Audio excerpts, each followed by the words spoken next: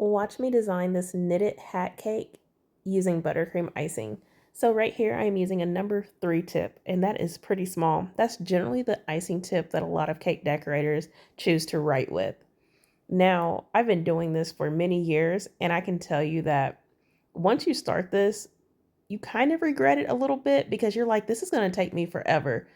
But let me be honest, once you really start going, you zone out and you don't even think about it anymore.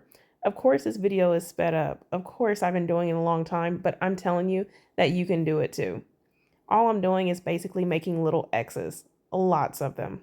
X, X, X, X. Now, it's totally worth it though. It looks a little messy, but just wait until the end. You're going to say, oh my gosh, I did not expect that. It's kind of like life. Sometimes things can seem so chaotic, right? And then in the end, it just comes together and you're like, wow, I did not think things would turn out like this, considering all the events that took place prior. That's how this feels. So I'm going. I'm going to continue to do this all the way around the cake. Now, if your hands run kind of warm, you need to let the bag rest for a little bit because the icing will start to get really soft and it will start to come out as big blobs kind of. My hands are hot, but I work pretty fast, so it was okay. And this cake is not for a client, so I didn't really care too much if it was not perfect, if that makes sense. Now, hang with me. I'm almost done, okay? Um, just imagine if it takes this long with the video sped up like this. Just imagine. I think the whole thing took me around 40 minutes to do, which is a while. Now I have this cake sitting up on a box.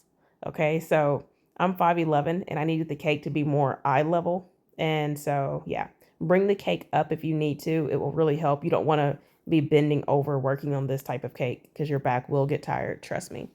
All right, guys, we're almost done adding all the millions of X's on this knitted hat using buttercream. Next step, let's go ahead and add some pink icing because I thought that would be cute on the sides. Now I'll start to speed this up here in just a second for you guys. I'm going to do this all the way around. What number tip am I using? Probably a 4. I think it was a 4 or a 3.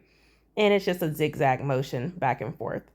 I do have an online buttercream cake course that's available. It's a beginner's cake course, okay? You'll learn how to ice the cake. You'll learn how to store the cake, how to use different tips, making borders, making roses, how to write on a cake, how to level a cake.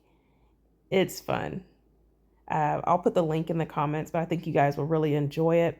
I also added a course on there on how to make chocolate covered strawberries and how to swizzle them.